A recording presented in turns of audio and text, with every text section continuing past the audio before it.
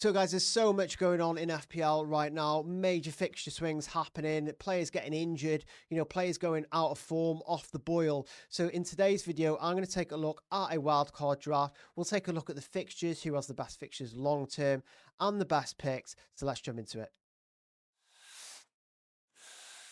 So guys, before we take a look at my wildcard draft, let's first have a look at the fixtures, see which teams have the best fixtures and see which teams have the worst. You can see that Bournemouth are right at the top now. They've been quite far down the ticker for some time now, haven't they, obviously? But Liverpool next, but then after that, maybe Liverpool at home isn't even a bad fixture, right?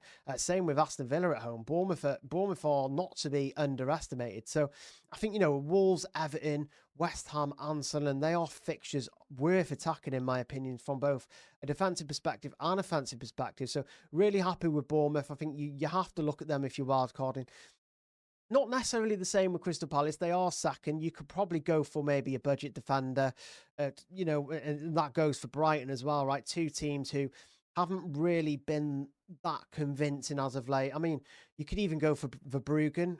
We'll take a look, see if he's in the draft soon. Chelsea are right up there as well. They were quite far down the fixture ticker, but I know they've got Crystal Palace next, which is probably a fairly decent fixture based on their recent form. But then they've got West Ham, Wolves, Leeds, and then Burnley. Very, very good fixtures. A very good run for Chelsea, I think, from again both defensive and attacking perspectives. So again, looking to build that wild card, you have to have Chelsea picks in my opinion. Everton and Aston Villa are also up there. Probably have one or two picks you can go with in defence and attack. Manchester City and Arsenal also still rank in the top kind of 8, don't they? Two of the best teams in the league. The two best teams in the league, right? Facing each other for the title.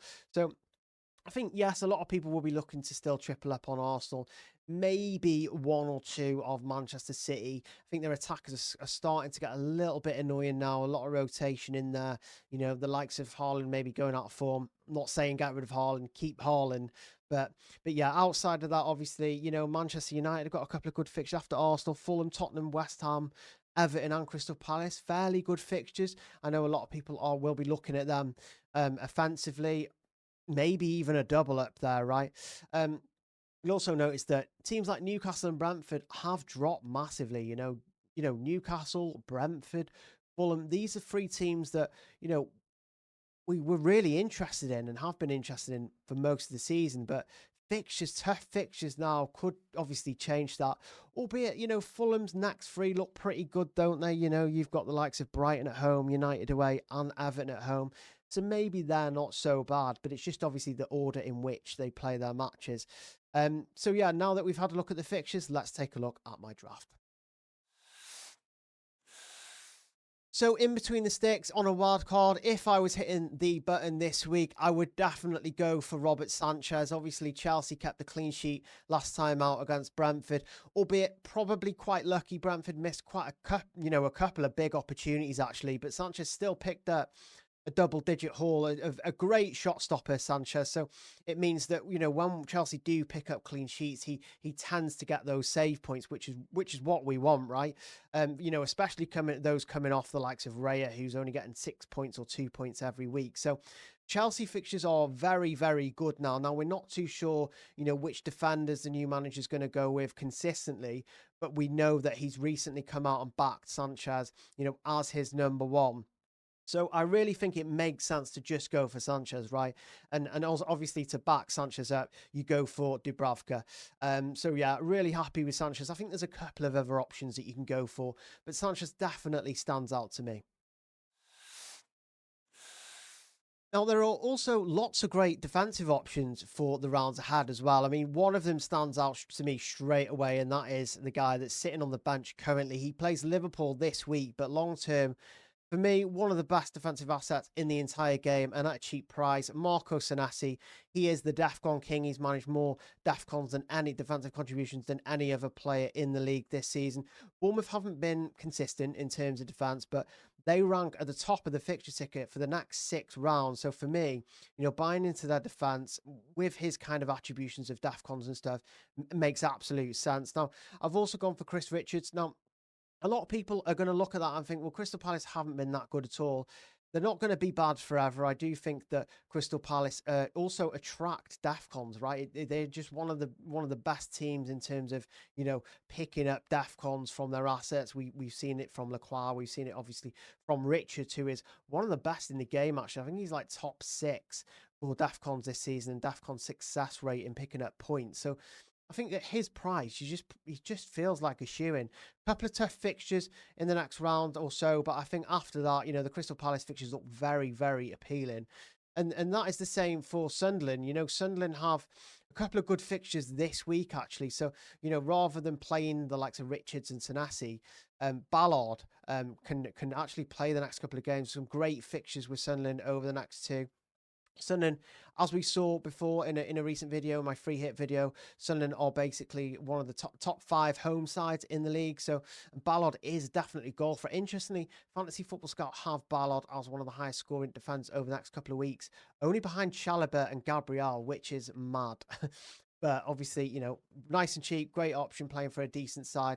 Also got Gabriel, who feels like an absolute shoe-in, right? You have to have Arsenal defence. He is, he's a constant goal threat as well. And I've also got Tarkowski. He covers a nice price point. Obviously, if you want to switch to kind of Munoz in the future, or you want to go to another kind of 5.5 mid defender, you could go there quite easily having Tarkowski. And Everton also have good fixtures, right? He's a great DEFCON, kind of good for DEFCON as well. He picks up DEFCON quite often. Again, one of the best among all defenders.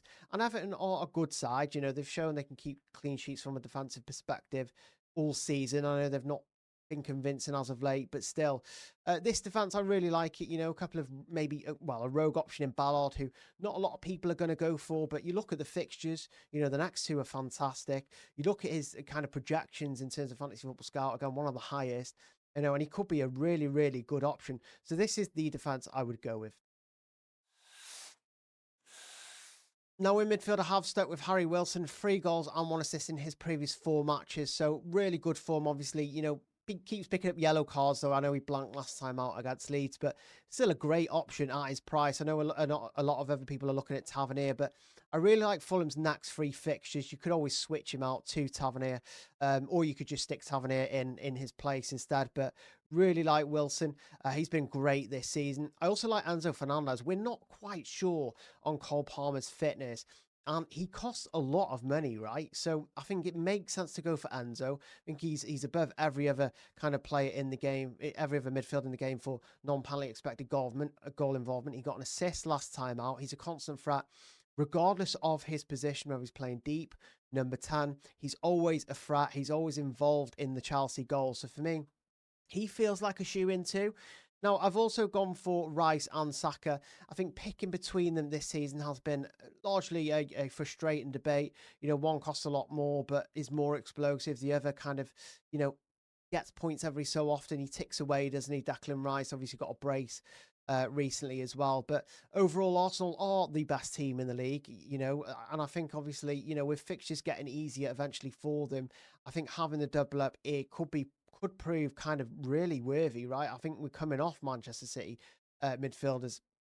Potentially, you could even go for a Manchester City midfielder for Wolves in replace of maybe Rice or Saka, and then switch them back. But I think you don't really want to book loads of transfers in, and booking transfers is really relevant with our next pick as well in Bruno Fernandes.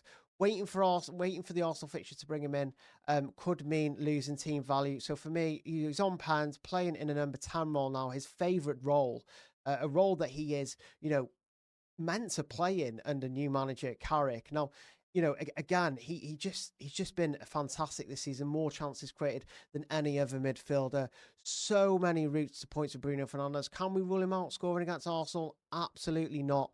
Arsenal, yes, they've kept a couple of clean sheets as of late, but they went through a patch recently, didn't they, where they couldn't keep many clean sheets. So I think obviously with new confidence, the new manager, a new position again, although it'll seem to Bruno a new position for him, being stuck in that deep role for so long, I think he'll have the confidence to go in, and do really well. Don't rule out Manchester United beating Arsenal this week. So I expect goals in this game. You know, I think both teams are going to score. It doesn't really matter though, because long term, Rice, Saka, and obviously Bruno Fernandes could be excellent options. And just going back to Saka, I know he's been really frustrating, but he's quite expensive as well, which has its positives, albeit negatives. But it also has the fact that, you know, he is a placeholder for someone like Palmer. You know, if you see Palmer, he's got fitness, he's getting consistent minutes, consistent starts, and you could just switch him over, right? I just think it's safer to start with the likes of Rice, Saka, and Bruno, and then just see what happens, right? I mean, again, on paper, Bruno Fernandes against Arsenal, again, it's not ideal, but he is, you know, rising in price after his performance last time out. So this is probably the midfield I'd go for. I think there's an argument maybe for a City attacker for one match, booking a transfer, or maybe Tavernier over Wilson, but overall, very happy with this. Now, as mentioned in another video, Haaland isn't, you know, as relentless as he usually is, but that is just not enough to go without him, right? You just can't go without Haaland. You know, a couple of games in, and he might, you know, start scoring 2 per game again. You just never know. He's that explosive. So going without Haaland as City chase down the title just doesn't make sense to me. So he feels like a shoe-in. I also really like Thiago. You know, the forward options are pretty grim. I mean, there's no one really doing it up front at the moment like, you know, Thiago is. Yes, he's not always convincing. Yes, there's games where he will blank like every other player. But, you know, again, just going back to something I've reiterated a couple of times, Brentford are the 4th best home side in the league. They can score. It feels like they can score against anyone. They are constantly getting chances as well, with the help of obviously Sharda, and obviously Dango is back from AFCON now, so he can win some more pens for Thiago. But overall, you know, I just think Thiago is a very, very solid pick this season. I would be quite happy to go with him long term. Yes, fixtures look pretty bleak in the next 4 or 5, but then after that they get good again. And even in those fixtures, you know, you've got the likes of Newcastle, who recently shipped like 3 goals to Leeds at home. So you can't rule Thiago out scoring against the likes of Newcastle, even Aston Villa. I mean, you could always bench him for Arsenal, but for me, he is one of the best and most consistent assets that has been in the entire game this season, and he's proved that in terms of points, right? I've also gone for Creepy rather than the Wolves man. I think that Bournemouth are a much better side than Wolves. I think, yes, you could argue his minutes are probably less secure in regards to Creepy, but he will always pick up points. You know, he's basically a third sub, right? You know, we've got defenders ahead of him who can, you know, play games, get clean sheets, get DEFCONs anyway. So, and then if we see that Krupi is starting again, maybe we bump him at the bench order. Maybe we even start him, you know, against much weaker sides. So very happy with this front line. Very happy with this team in general, but especially the front line of just Haaland and Thiago. Again, you know, the likes of Akatike, Watkins, you know, those sort of players just haven't really done it as of late. So yeah, that's the front line. So guys, to stay up to date with all of these free hit and wildcard drafts, along with my UCL fantasy content, you have to hit that subscribe button right now. It takes 2 minutes, and I'll see you guys again soon.